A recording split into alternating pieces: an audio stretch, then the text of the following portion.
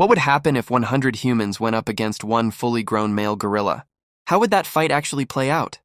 In this scenario, the humans have no weapons, no gear, just their bare hands and raw strength against a wild beast. How many of those 100 people do you think would actually survive? And more importantly, do humans win? Or does the gorilla wipe them all out without even breaking a sweat? First, we need to take a look at the raw physical power of both gorillas and humans. When people think of gorillas, most imagine a calm, plant-eating giant from viral Instagram clips. You've probably seen them dancing around or acting funny. But don't get it twisted. This peaceful-looking animal can turn into a living nightmare in seconds. Let's start with the jaws. Silverback gorillas have jaws powerful enough to make your blood run cold. A fully grown male gorilla has a bite force of around 1,300 psi. PSI means pounds per square inch. Basically, it measures pressure. To put that into perspective, that's several times stronger than a human bite. It's even stronger than many large predators. That kind of force can easily crush thick bones. It could snap something like a coconut like it's nothing. Now compare that to humans. The average human bite force is only about 160 to 200 psi. That means a gorilla's bite is about 6 to 8 times stronger than a human's. If a gorilla bites a human, broken bones and torn muscle are almost guaranteed, especially if it targets the neck or skull. Now let's talk about their arms and legs. Gorillas have an insanely powerful muscular and skeletal structure. A single adult male gorilla is roughly as strong as 8 to 10 strong adult men. Some estimates even go higher. That means a gorilla can snap small trees with ease. One punch could crush a human chest. Their grip strength is absolutely insane. They can lift or drag up to 600 to 800 kilograms. Meanwhile, the average human struggles with 80 to 100 kilograms. We're not talking about elite athletes here, but just regular people. A gorilla could literally pick up a grown man like a toy. It could throw him across the ground. Even their kicks can be deadly. With that weight and muscle, every hit matters. Now that we understand their strength, let's break down the scenarios. This one's easy. A human, even the strongest human alive, has almost no chance. The gorilla could end it in seconds. One punch, one bite, one throw. That's all it takes. The human simply can't compete with that level of power. Scenario 2. Small group attack, 5 to 10 people.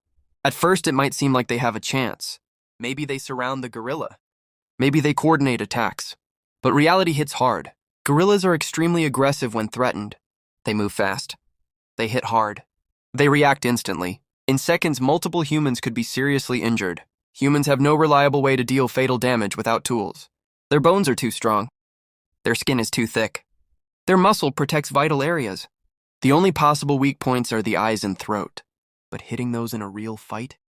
Almost impossible. Especially when the gorilla is attacking non-stop. This scenario still ends with heavy human losses, and the gorilla still wins. Now comes the final scenario. Scenario 3.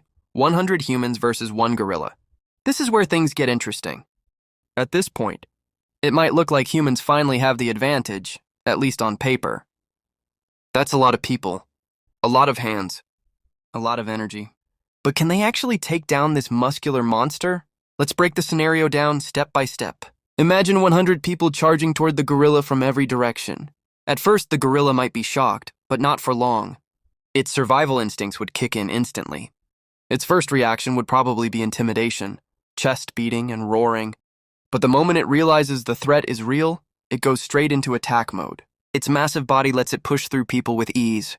With one swing of its arm or leg, it could knock multiple people down. This is where panic starts to spread. Coordination begins to fall apart. But for this scenario, let's assume nobody runs away. Every single person stays and fights. Now comes the most likely human strategy. They all jump on the gorilla at once. They try to grab it.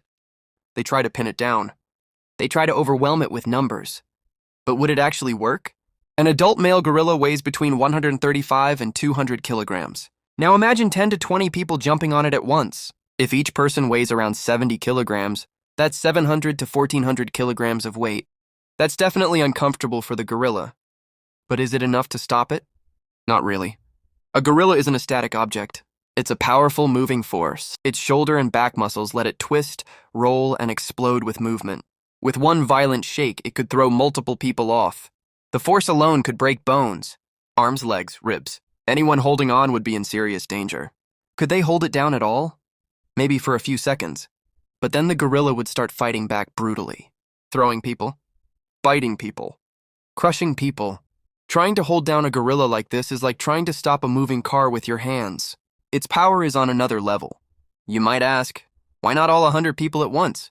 Because physically they can't all fit. At most, maybe 5 people could latch onto it properly. And that's only if the gorilla isn't moving, which it definitely will. Even if 20 people try grabbing its shoulders and neck, it can punch them off easily. This brings up an important question. What about the neck? Could humans break a gorilla's neck?